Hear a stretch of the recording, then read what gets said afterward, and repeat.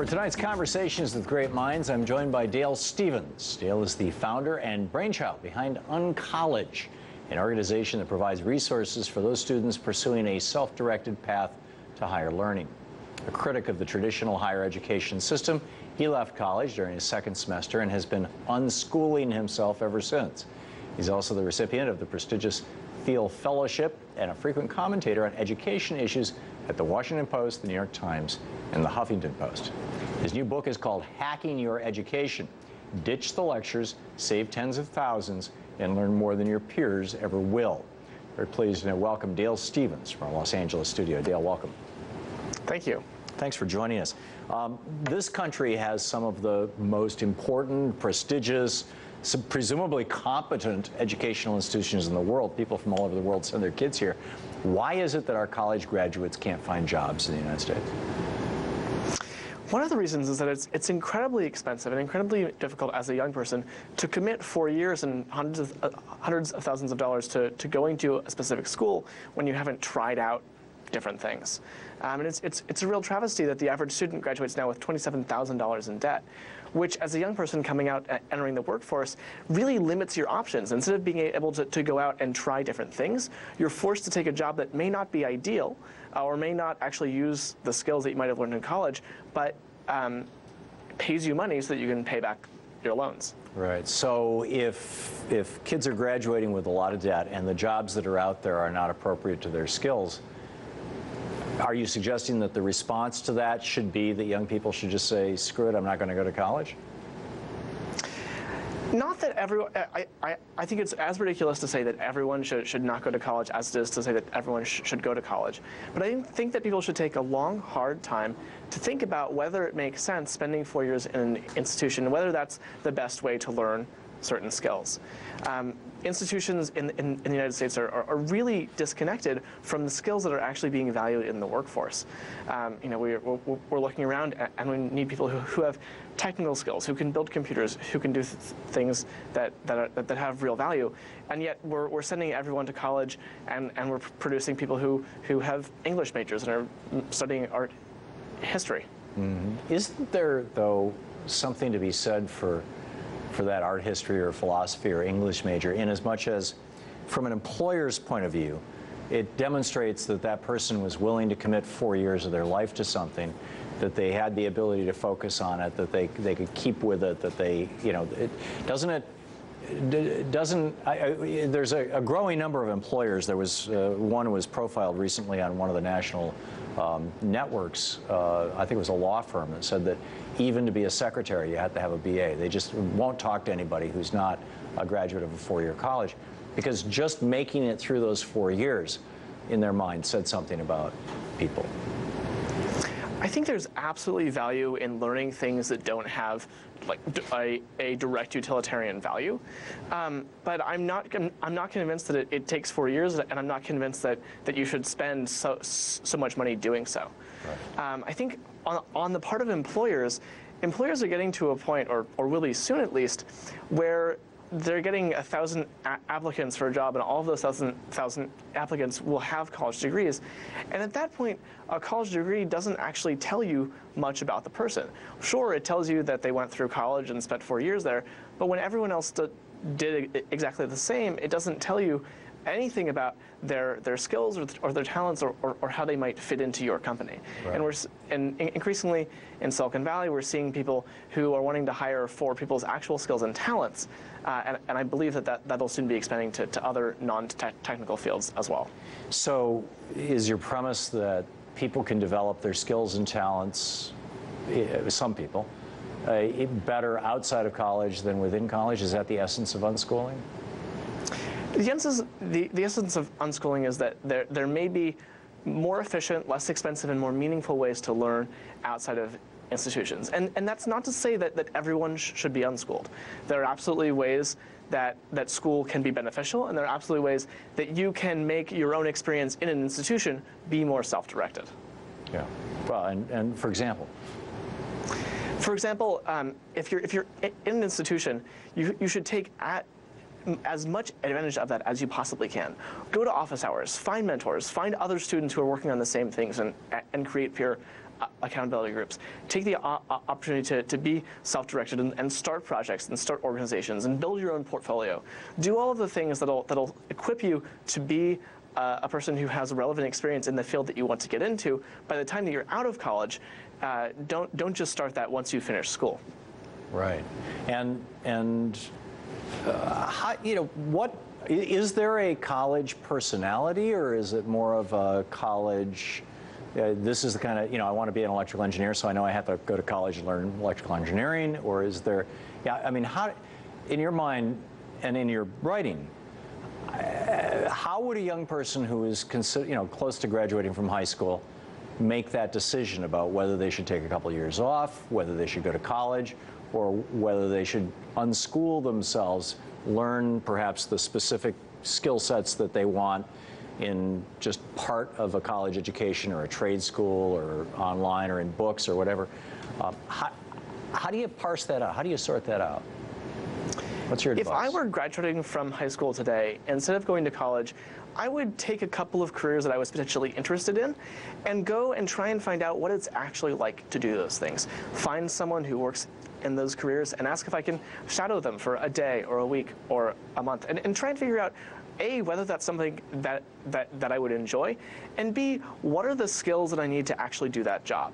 And then C, ask myself, what's the best way to learn those skills? And the answer may well be in college, but the answer also might be some other way.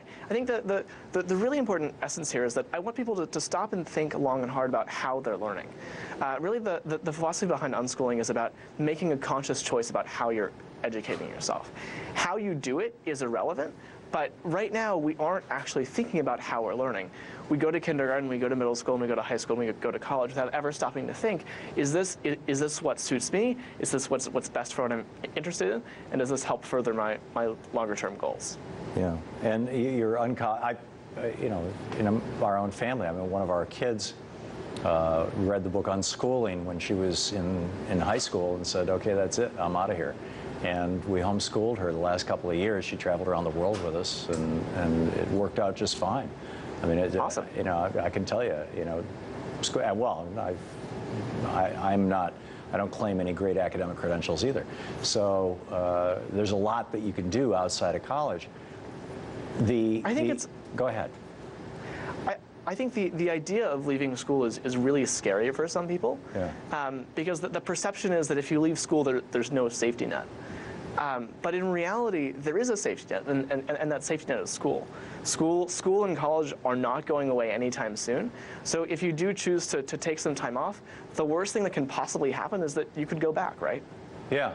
Yeah, and I've seen that in the lives of people in my own family and a lot of people around me. So you describe non-traditional learners as hackademics. What's a hackademic? A hackademic is someone who has figured out that they can make their own decisions and that they have agency over their own learning. Mm-hmm. And that's something that's really hard to figure out and really hard to learn. If you've spent 12 to 16 years in a school system where you've been told what to do, where you've been given grades, where you've had people giving you the assignments. I think one of the biggest realizations that I had when I got to college, and I went to a small private liberal arts school in Arkansas for 6 months before I dropped out, was understanding that school actually wasn't that hard. I went to college expecting it to be much harder. I thought that as an unschooler, I would have been grading myself very easily, that college would be a much more academically rigorous environment. And what I understood was that the sheer amount of work that I had to do was actually cut by a third. Because no longer did I have to actually figure out what I was going to learn. Suddenly a teacher was giving me assignments, nor did I have to evaluate my work on my own and in collaboration with peers and mentors. Someone else was doing that for me. And so I just had to write the assignments. I think people think that self-directed learning is easy, but it's not. When you have to figure out what you're going to learn and then evaluate it, those are two really critical parts of the learning process and two skills that you will use every day for the rest of your life that we never teach in school. So what kind of resources are available for somebody who wants to do self-directed education, who wants to teach themselves what they feel that they need to know to be successful in life? as an unschooler, and I left school when I was 12 and I didn't go to middle school or high school, I used the resources of the world around me to create an education. That was everything from online classes to finding mentors, to going to my local university, to taking classes, to finding interest-based community groups, art centers or pottery centers or things like that, to going and spending time abroad and traveling and doing exchange programs. The resources are out there. They're just very distributed and not in one central place. And the challenge of self-directed learning is figuring out how to find those resources and how to assemble them together into one cohesive plan that works for you. And how do you do that? Are there any gateways or assembly points or nexus? The way that I learned how to do that was by connecting with my group of local unschoolers. And they provided a framework and a vocabulary and a structure for how to do that, which is what I talk about in my book. And I encourage people to go and reach out to communities of unschoolers near them to find an example of people who have set the example of how to organize collaborative classes, of how to go and find educational resources, of how to create personal learning plans, of how to find and connect with mentors. Because these are all things that are integral to self-directed learning, but no one will ever teach you outside of existing communities of learners. Right. And but there's not yet like a website or a site. I mean, this actually sounds like you could create the College of Self-Directed Learning. We don't give degrees, but we'll connect you with anything you want to know, kind of thing. I mean, it seems like a business opportunity, if nothing else. I mean, the group that I run, uncollege.org, does this to an extent, and we try and point people in the directions of resources and in skill training. We run weekend-long workshops called academic camps, where we get together communities of self-directed learners to work on these skills. And this fall, we're launching a gap year program as well. So we do this to an extent, but we're not the only ones, and we're not everywhere in the world yet. Yeah, well, it's a great beginning. It's a great start. I want to get into the question of whether our culture has just become too rigid altogether. You know, this idea.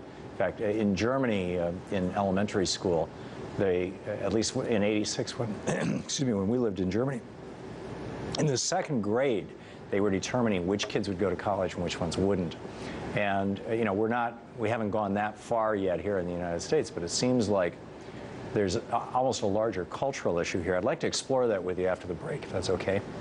We'll be right back. Yeah, sounds good. Okay, more conversation. We'll go back to Conversations with Great Minds. We're talking with Dale Stevens, founder of Uncollege and author of the new book, Hacking Your Education. Ditch the lectures, save tens of thousands, and learn more than your peers ever will. Dale, welcome back. Thank you. We were talking in the last segment. As we hit the break, I mentioned the system in Germany. How when we lived there back in the '80s, our youngest was in second grade, literally, and that was the year, at least in that town, in that part of northern Bavaria, where the decision was made whether you'd go to the Volkshochschule or the Realschule, as I recall, were the two courses, whether you'd go on the trade school route or the college route. It was very, very rigid and very organized. But there was this alternative of trade schools, right, as well as college. And for kids who, you know, wanted to literally become bricklayers, I mean, bricklaying was a noble profession, and it was a 2-year apprenticeship. What lessons can we learn from that? Is this is our system fundamentally broken? Should we be looking at that? There are unquestionably downsides to filtering children out when they're in second grade. We know that kids don't stop developing until much later. But I think the upside of that system and where we can learn from it is about the perception of other trades. I think one really dangerous thing about the so-called American dream of everyone can go to college and do anything is that's fundamentally not true, right? Not everyone can do everything. Maybe if you do a lot of work and you're persistent and you put some effort into it, sure you can. But just going to class and turning in your homework and getting a degree is not going to make you successful. I think it's really important in countries like Germany that professions like bricklaying or welding or being an electrician are professions that are both well respected and are accessible. And we're starting to see the resurgence of apprenticeships in America as well. Last year, Siemens announced that some of their factories, some of their technical trade skills that are needed, the people who are doing them are retiring, and so they started apprenticeship programs to train new welders and people in machine shops. And there's a whole effort in the software development community right now as well to develop people who are software apprentices. Yeah. There's a company called Dev Boot Camp in San Francisco that is specifically working on this, and they've got a 3-month training program that then helps place people with jobs. And what's interesting about that is that they're getting a much better return. The program costs about $10,000, and at the end of 3 months, their graduates are getting jobs with an average starting salary of $79,000, which is a much better return on investment than going to college and spending $100K and then maybe actually using your college degree. Yeah. Now, 30 years ago in the United States, somebody would graduate from high school, or not even, and go to a tool and die shop, for example, yeah. Or whatever. I use that example. My dad worked 40 years in a tool and die shop, or 30 years, and get a job, an entry-level job, and then apply for apprenticeship, and eventually get that apprenticeship and go through a couple of years of learning, and then become a journeyman. And when they became a journeyman, their pay would radically go up, and they'd basically have a job for life that was high quality, high pay, good benefits. But it was the union that organized all that.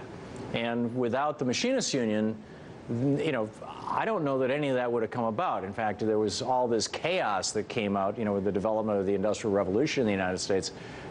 In many ways, in the 30s, 40s, and 50s, certainly, the industry in the United States was enthusiastically collaborating with unions. My great uncle King used to be the editor of the newspaper, the weekly newspaper that was published by Motor Wheel, which was a company in Lansing, Michigan, that made the wheels for General Motors cars. And it was a newspaper for labor, and it talked about the apprenticeship programs, and it talked about how to get into but it was basically, it was a collaboration between the union and the employer.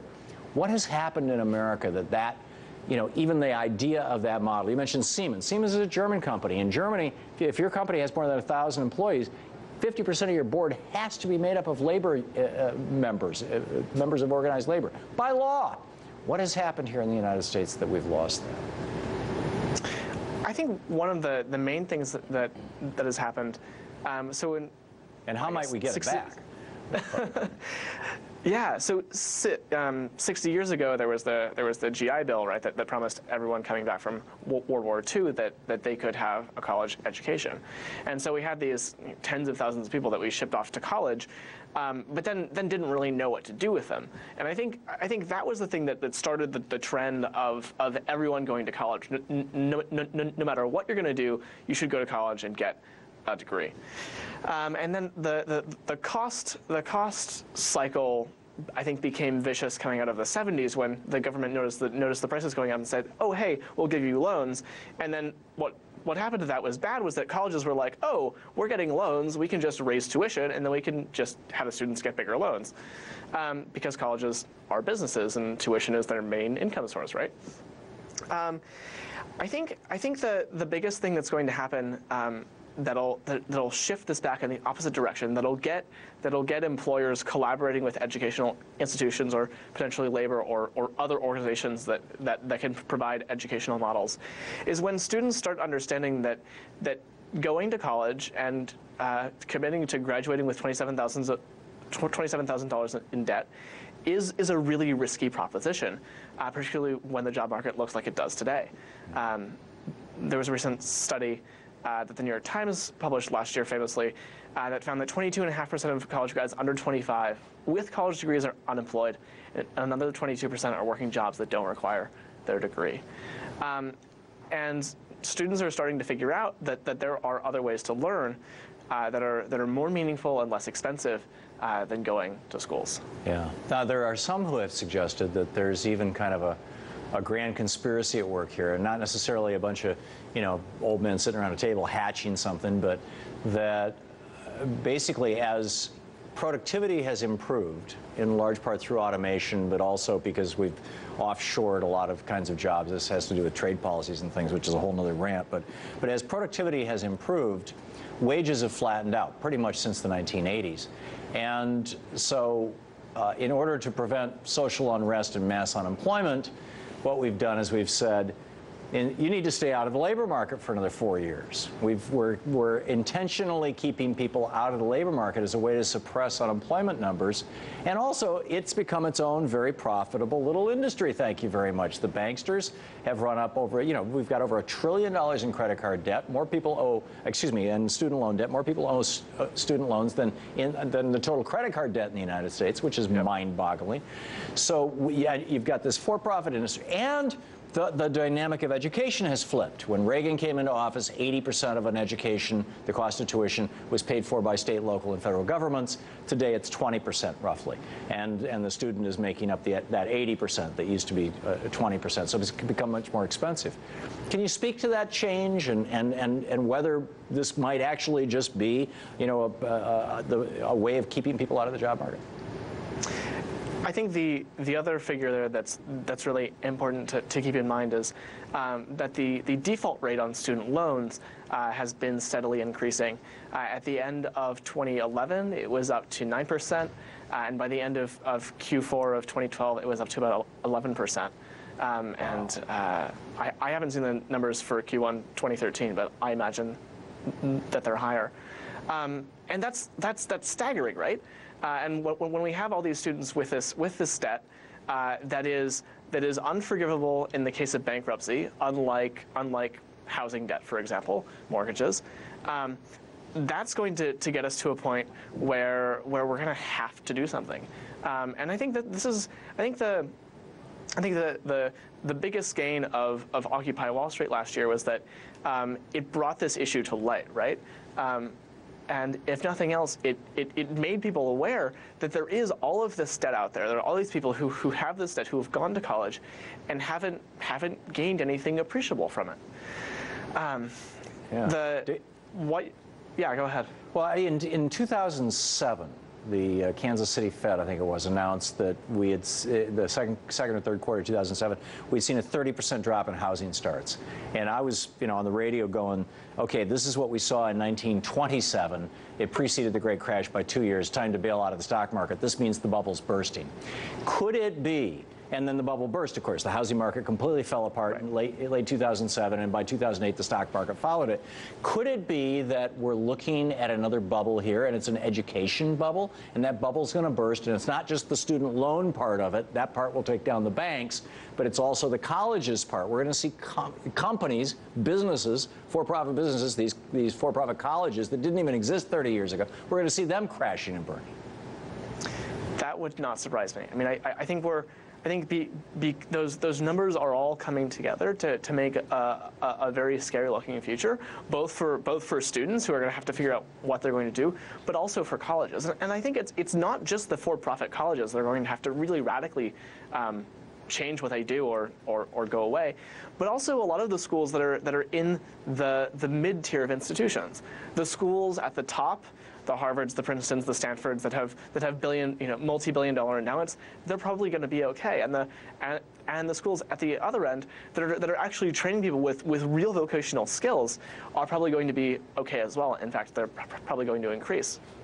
But the schools in the middle, like the one that I dropped out of, are going to be facing some tough questions about whether they're actually delivering value to their students. And I think it's going to, if there's a spectrum of education that goes between marketable skills and learning for the sake of learning, we're pretty far on the learning for the sake of learning side, and I think this will force us to swing back to the learning marketable skills side. Maybe it'll it very may well overcorrect and it'll have to swing back.